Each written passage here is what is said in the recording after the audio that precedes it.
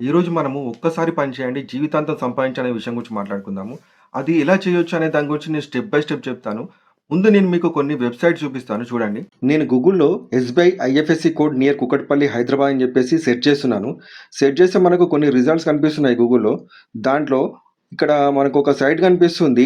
IFSC code dot bank IFSC code dot com అని చెప్పేసి ఒక సైట్ కనిపిస్తుంది. ఈ సైట్ యొక్క ట్రాఫిక్ ఎంత?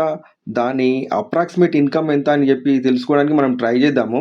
అది తెలుసుకోవడానికి మనము ఈ సైట్‌ని ఓపెన్ చేసి దాని యూఆర్ఎల్ కనిపిస్తుంది కదా మనకు పైన. ఆ యూఆర్ఎల్‌ని కాపీ చేసుకుందాము. కాపీ చేసుకొని మనము ఏహెచ్ఆర్‌ఈఎఫ్ అనే వెబ్‌సైట్‌లో దాని ట్రాఫిక్ ఎంత? దాని అప్రాక్సిమేట్ మంత్లీ ఇన్‌కమ్ అనేది ఎంత అని చెప్పి తెలుసుకోవడానికి చెక్ ట్రాఫిక్ అనే బటన్ పైన క్లిక్ చేస్తే మనకు దాని రిజల్ట్స్ కనిపిస్తాయి. వాళ్ళ ఆర్గానిక్ ట్రాఫిక్ వచ్చేసి 899.8K ట్రాఫిక్. వాళ్ళ ట్రాఫిక్ వాల్యూ వచ్చేసి $42.9K అనమాట. $42.9K అంటే ఇండియన్ రూపీస్‌లో ఎంత అవుతుందో ఒకసారి చూద్దాము. ఇది ఇండియన్ రూపీస్‌లో ఎంత అవుతుందంటే అప్రాక్సిమేట్‌లీ 39 లాక్స్ రూపీస్ అవుతుంది.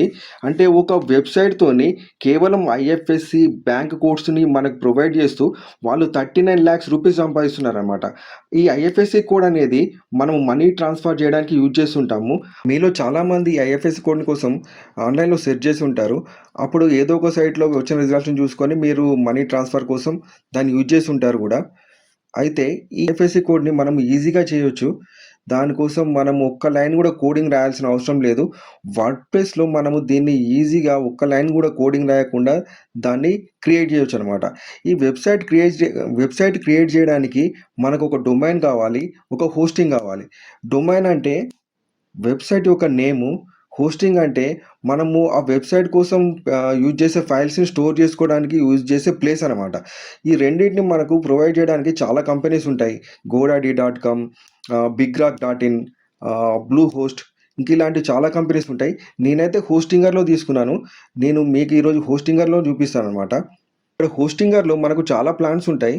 దాంట్లో మనకు నచ్చిన ప్లాన్ మనం తీసుకోవచ్చు. ఇక్కడ 129 పర్ మంత్ అనే ఒక ప్లాన్ ఉంది. అది కొంచెం బెటర్ అని నాకు అనిపించింది. అది మీరు కూడా ట్రై చేయండి. మీకు నచ్చితే అది తీసుకోండి. ఒకసారి చెక్ చేద్దాం అది ఎలా ఉందో.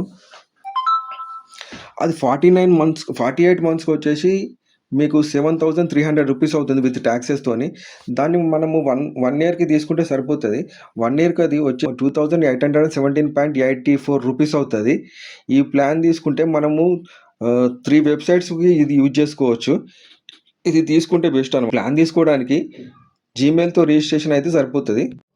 నాకు ఆల్రెడీ హోస్టింగ్ ఉంది కాబట్టి నేను మళ్ళీ హోస్టింగ్ కొనట్లేదు. నేను డైరెక్ట్‌గా లాగిన్ అయిపోతాను. లాగిన్ అయిపోయిన తర్వాత ఇక్కడ మీకు యాడ్ న్యూ వెబ్‌సైట్ అనే ఆప్షన్ కనిపిస్తుంది. అక్కడికెళ్ళి వర్డ్‌ప్రెస్ అనే ఆప్షన్ సెలెక్ట్ చేసుకోండి.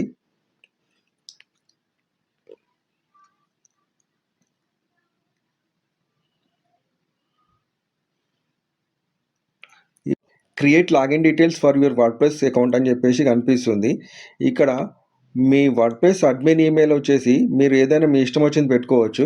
పాస్వర్డ్ వచ్చేసి కూడా అంటే డిఫాల్ట్ పాస్వర్డ్ ఒకటి కనిపిస్తుంది ఇక్కడ. కానీ అది కొంచెం హార్డ్‌గా ఉంటది. మీకు నచ్చింది సెలెక్ట్ పెట్టుకోవచ్చు. ఇక్కడ వచ్చేసి మీకు ఇక్కడ మీరు ఏదైతే డొమైన్ తీసుకుంటారో ఆ డొమైన్ ఇక్కడ ఎంటర్ చేయాల్సి ఉంటది. బట్ నేనైతే ఇది డెమో కోసం కాబట్టి నేను యూజ్ టెంపరరీ డొమైన్ అని చెప్పేసి ఇక్కడ ఆప్షన్ ఉంది కదా! దీన్ని యూజ్ చేస్తాను. ఈ టెంపరరీ డొమైన్ యూజ్ చేసి నేను వర్డ్‌ప్రెస్ వెబ్‌సైట్‌ని ఎలా క్రియేట్ చేయాలనేది గురించి మీకు చెప్తాను. ఓకే. ఇప్పుడు మన వెబ్‌సైట్ క్రియేట్ అయిపోయింది. మనము డాష్‌బోర్డ్‌లోకెళ్ళి ఒకసారి దాన్ని చూద్దాము. ఇప్పుడు దీన్ని మనకు డిఫాల్ట్ డాష్‌బోర్డ్ ఇలా ఉంటది. మనము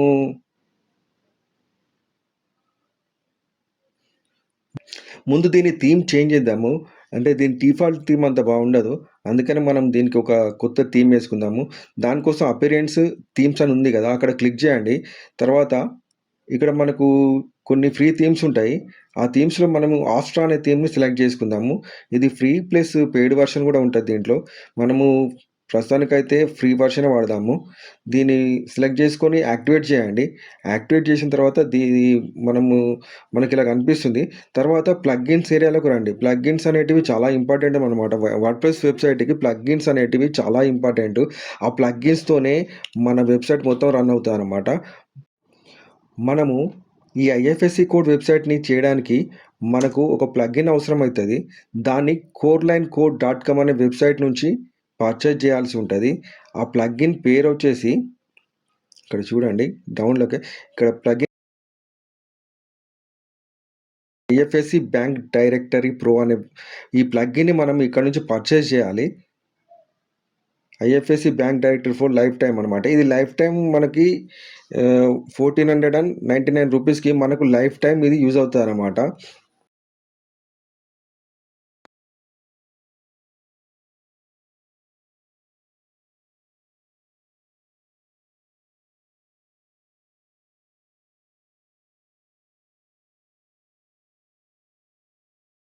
మీ యూపీఐ ఐడిని ఇక్కడ ఎంటర్ చేయండి. యూపీఐ ఐడి అంటే మీరు ఒకవేళ ఫోన్పే యూజ్ చేస్తే మీ ఫోన్ నెంబర్ @YBL అని ఉంటుంది కదా, అది ఇక్కడ ఎంటర్ చేయండి. ఓకే ఓకే మీకు ఇక్కడ స్కానర్ కనిపిస్తుంది కదా, మీ ఫోన్పే కానీ గూగుల్ పే కానీ తీసుకొని స్కాన్ చేసి మీరు పేమెంట్ కంప్లీట్ చేసేయండి. కంప్లీట్ చేసిన తర్వాత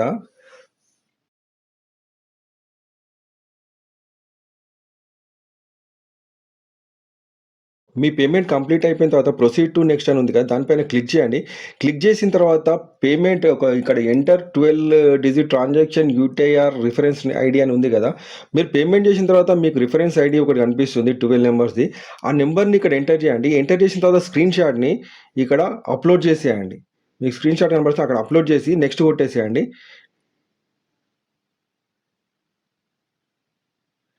నెక్స్ట్ కొట్టిన తర్వాత మన పేమెంట్ అయిపోయింది. మన పేమెంట్ అయిపోయింది కదా, పేమెంట్ అయిపోయిన తర్వాత మన డాష్ బోర్డ్కి వెళ్ళి చెక్ చేద్దాం. ఇక్కడ ప్రొఫైల్ లాంటివి కనిపిస్తుంది కదా, ప్రొఫైల్ పైన క్లిక్ చేసి ఇక్కడ మన లైసెన్స్ అనే ఏరియా ఉంది కదా, లైసెన్స్ ఏరియాలో మన లైసెన్స్ ఉందా లేదా చెక్ చేద్దాం. మన పేమెంట్ అయిపోయింది కానీ ఇంకా మన లైసెన్స్ కనబడట్లేదు. మన ఆర్డర్స్లో క్లిక్ చేసి ఆర్డర్స్లో చెక్ చేస్తే ఇంకా స్టేటస్ అనేది ఆన్ హోల్డ్లో ఉందన్నమాట. అందుకని మనకి ఇంకా లైసెన్స్ కనబడట్లేదు. మన పేమెంట్ అయిపోయిన తర్వాత 10 to 20 మినిట్స్ పడుతుంది మన లైసెన్స్ యాక్టివేషన్ కావడానికి. ఒక 20 మినిట్స్ కానీ ఒక 20 మినిట్స్ తర్వాత వచ్చేసి మనము చెక్ చేస్తే మన లైసెన్స్ ప్లస్ మన డీటెయిల్స్ అన్నీ ఇక్కడ కనబడతాయి అనమాట. దాన్ని మన లైసెన్స్ ఇక్కడ డౌన్లోడ్ అనే ఆప్షన్ ఉంది కదా, అక్కడ మన ఏదైతే మన ప్లగ్ఇన్ ఉందో మన ప్లగ్ఇన్ని డౌన్లోడ్ చేసుకోవచ్చు.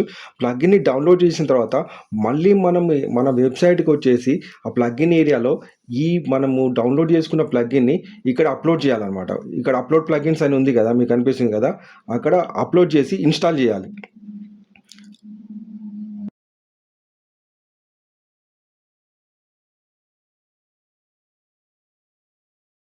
ఇన్స్టాల్ చేసిన తర్వాత యాక్టివేట్ ప్లగ్ఇన్ పైన క్లిక్ చేసి ప్లగ్ఇన్ యాక్టివేట్ చేసుకోవాలి. యాక్టివేట్ చేసిన తర్వాత మనకి ఇక్కడ పైన లైసెన్స్ నాట్ యాక్టివేటెడ్ అని కనిపిస్తుంది కదా, దానిపైన క్లిక్ చేయండి. యాక్టివేట్ లైసెన్స్ పైన క్లిక్ చేయండి. క్లిక్ చేసిన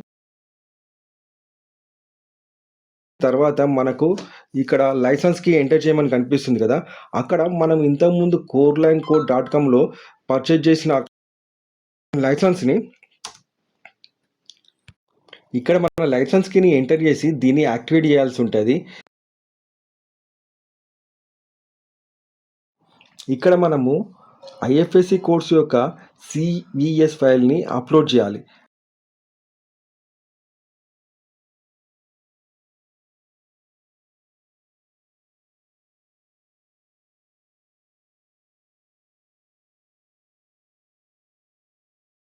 ఇంతకుముందు ప్లగ్ఇన్ పర్చేజ్ చేసిన సైట్కి వెళ్ళి అక్కడ కింద ఫుటర్లో చూస్తే మనకు ఒక లింక్ కనిపిస్తుంది, డాక్యుమెంటేషన్ అనే లింక్ కనిపిస్తుంది కదా, దానిపైన క్లిక్ చేయండి.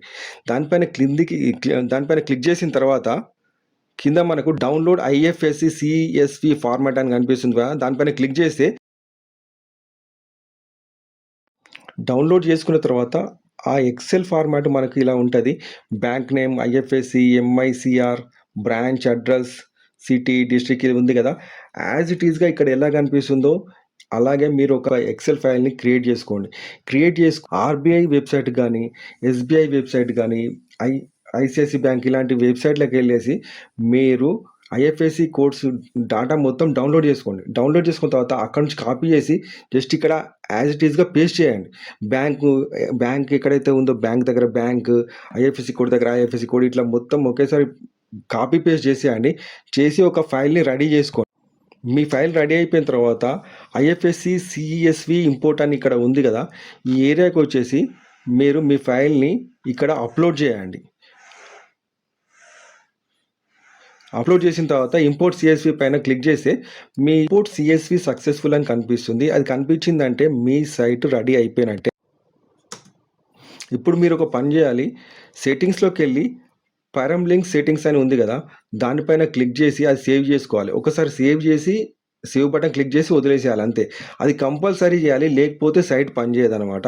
కంపల్సరీ అది ఒకసారి సేవ్ బటన్ పైన క్లిక్ చేసి వదిలేసేయాలి అంతే, ఇంకేం చేయాల్సిన అవసరం లేదు. ఇప్పుడు మన సైట్ వర్క్ అవుతుందో లేదో చెక్ చేద్దాము. దానికోసం నేను state bank of India Tenali IFSC కోడ్ని చెక్ చేస్తున్నాను. దాని యూఆర్ఎల్ని ఇక్కడ పేస్ట్ చేసి ఒకసారి టెస్ట్ చేస్తా. ఓకే, మన వెబ్సైట్ పనిచేస్తుంది. ఇక్కడ state bank of India ROB Tenali IFSC code ఇక్కడ కనిపిస్తుంది. దాని table, state bank of India IFSC code, branch name, address, city, state ఇవన్నీ కనిపిస్తుంది. ఆ టేబుల్ కింద అబౌట్ ఐఎఫ్ఎస్సి కోడ్ అని చెప్పేసి కొంచెం కంటెంట్ ఉంది. తర్వాత ఎఫ్ఏక్యూ ఉంది. తర్వాత ఒక ఇమేజ్ ఉంది, చెక్ ఇమేజ్. తర్వాత ఇంటర్నల్ లింక్స్ కూడా ఉన్నాయి. ఓకే, మన సైట్ పనిచేస్తుంది కదా. ఈ ఐఎఫ్ఎస్సి కోడ్ని మీరు డౌన్లోడ్ చేసుకున్న తర్వాత సిఎస్వి ఫైల్ని అప్లోడ్ చేస్తున్నప్పుడు, మీరు సిఎస్వి ఫైల్ని అప్లోడ్ చేస్తున్నప్పుడు ఎట్ ఏ టైం 1000 నుంచి 5000 మాత్రమే అప్లోడ్ చేయండి. ఎందుకంటే ఒకేసారి వేలకు వేలు అప్లోడ్ చేస్తే సైట్ కొంచెం స్లో అయిపోతుంది అనమాట. అందుకని మీరు ఎట్ ఏ టైం అన్నీ అప్లోడ్ చేయకుండా 1000, 5000 అలా చేస్తూ వెళ్ళండి. ఓకే, ఈ వీడియో మీకు అర్థమైందని అనుకుంటున్నాను. ఒకవేళ మీకు అర్థం కాకపోతే నా వీడియో కింద కామెంట్ చేయండి. నేను లైవ్ జూమ్ క్లాసెస్ కండక్ట్ చేస్తాను, అది కూడా ఫ్రీగా. దానికి మీరు అటెండ్ అయ్యి వర్డ్‌ప్రెస్ వెబ్ డెవలప్‌మెంట్ గురించి నేర్చుకోవచ్చు.